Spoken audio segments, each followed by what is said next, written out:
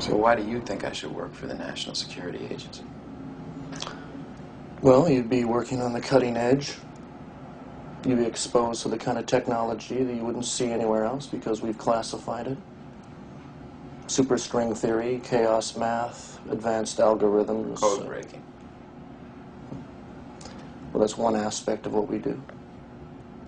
Oh, come on. I mean, that is what you do. You guys handle 80% of the intelligence workload. You're 7 times the size of the CIA. We don't like to brag about that, Will. But you're exactly right. So the way I see it, the question isn't, why should you work for the NSA? The question is, why shouldn't you? Why shouldn't I work for the NSA? It's a tough one. But I'll take a shot.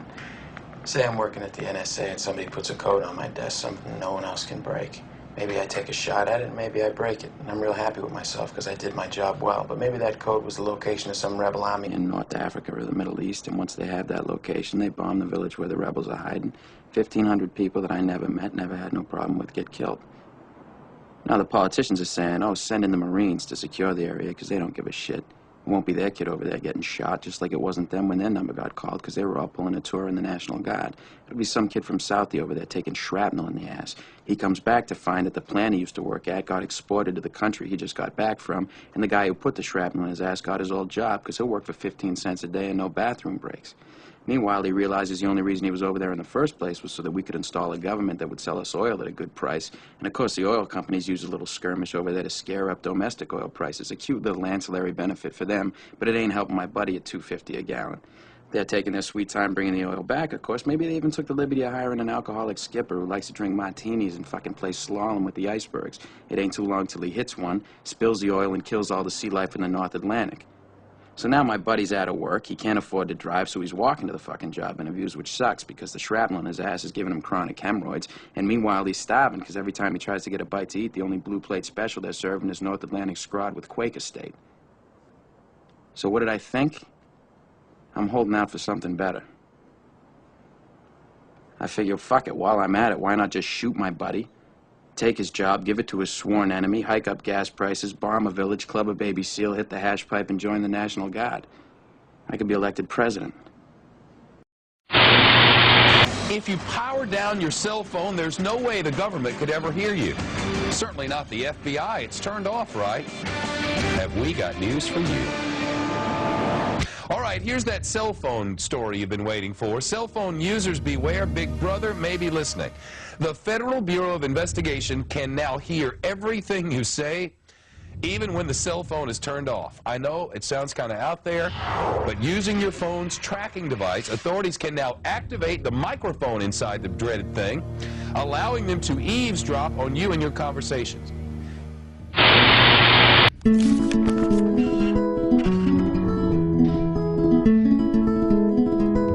If America recommits itself to science and innovation, then we can lead the world to a new future of productivity and prosperity.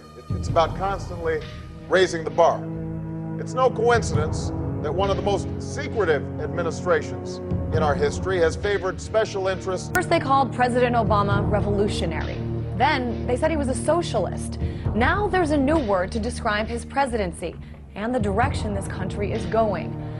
Orwell. Today marks the 60th anniversary of the death of George Orwell, author of 1984 and Animal Farm. Did Orwell predict the future of the United States?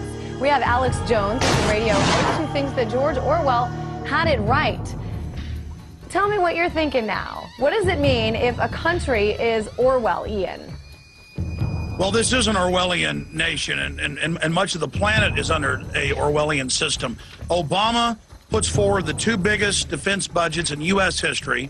He starts smart bombing with Predator drones, Pakistan. They go into Yemen. He expands the Patriot Act. He expands rendition, secret arrest, torture. He lied about everything he said he would do, and now he says he never said it, and he's given the Peace Prize when he's clearly a warmonger. We have naked body scanners going in courthouses, in airports that record your naked body of your wife, your children, yourself. It's kept in biometric databases. We have the children in the United States and the Boy Scouts of America being taken over by Homeland Security and by major police departments to, quote, report on their parents. Where I live in Austin, Texas, they run TV ads telling public school children to report on their family members and get bonus money.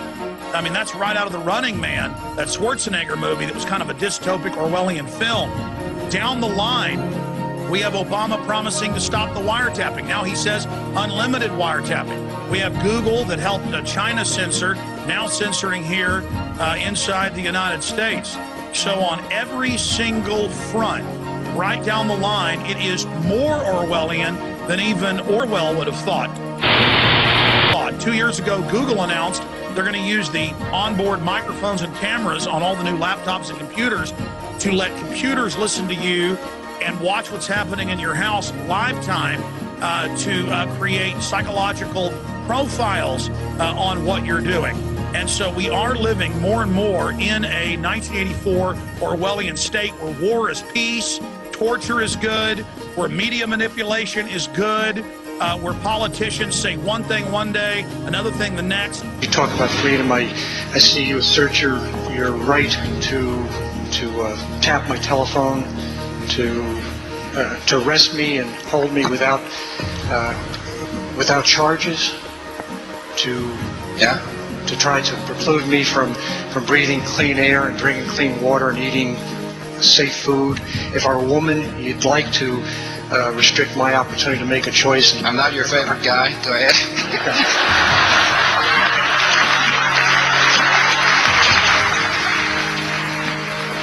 I have never felt more ashamed of nor frightened by my leadership in Washington, including the presidency, by the Senate and Let her speak. Yeah.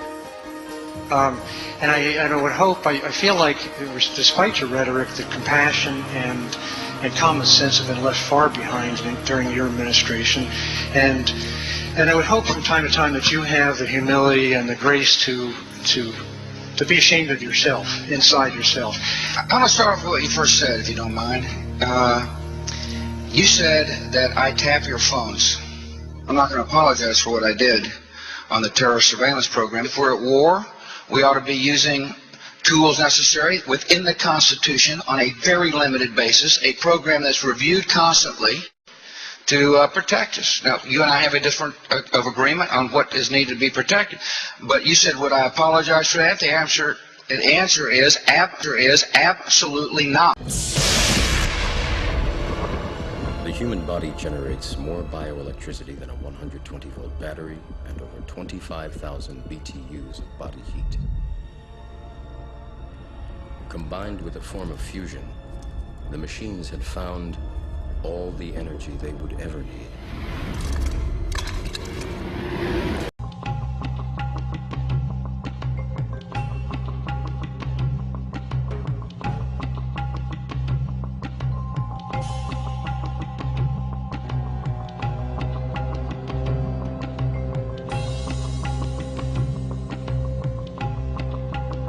Mummification has some strange property that we have not been able to reproduce. Mummification saves a viable cell for cloning. And all my life, all my days, I knew this because I studied ancient astronauts and I believe in these ancient high technologies. And I knew there was something mysterious, and even Time Warner told me that they could clone mummies. Sure enough, they did. In 1985, a mummy was cloned. All right? So the fact that we can clone, or that mummies can be cloned, but at the same time, when we try to clone, or try to mummify, our mummies rot. We don't know the technology of the ancient Egyptians. We don't understand how it's possible to clone a mummy, or to make a mummy. So Lenin is rotting right now in the square, and they're having a big hoopla as to whether or not to actually bury him because he's an icon of Russia. So that's going on right as we speak. This particular bloodline of mummy seems to be very interesting and intriguing. Once you realize, okay, so the titles that the Secret Service gave the first family, renegade, okay, the definition of renegade, to turn on your people, to turn on your friends, to be an apostate, to be a backstabber, this is what renegade is, the definition. Then we find Michelle Obama. Now, look at this. Okay, I did not manipulate that photo one bit. That is her high school image. This is the same woman, Queen T, that I'm discussing. And so I'm going to leave you with the concept that perhaps our leaders have cloned this ancient bloodline of mummies, of pharaonic bloodline, and brought them back to life as our first family.